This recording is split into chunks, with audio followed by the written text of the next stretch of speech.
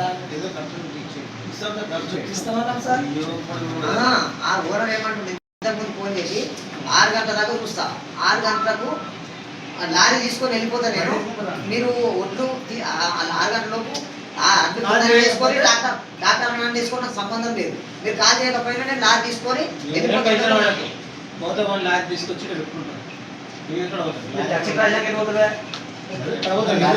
పోడు స్వామి ఎటువంటి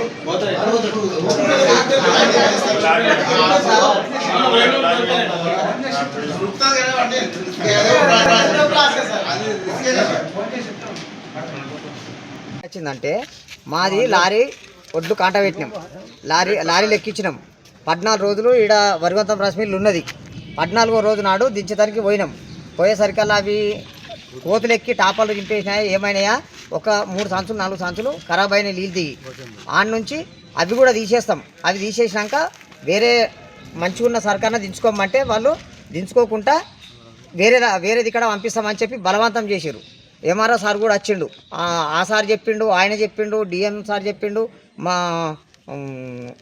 వెంకటరామరెడ్డి పటేల్ కూడా చెప్పిండు, ప్రతి ఒక్కరు శ్రీకాంత్ రెడ్డి పటేల్ కూడా చెప్పారు. ఆ డిఎం సార్తో కూడా మాట్లాడిపించారు, వీళ్ళు మాట్లాడారు, వాళ్ళు మాట్లాడారు. అందరం మాట్లాడినాక కూడా రాత్రి 9 గంటలకు మీరు లారీకి వెళ్ళి పోగానే 11 గంటలకల్లా 10 గంటలకల్లా నేను కాల్ చేపిస్తా అని చెప్పి ఆ లారీ అది ఆ మిల్లు ఓనర్ చెప్పిండు.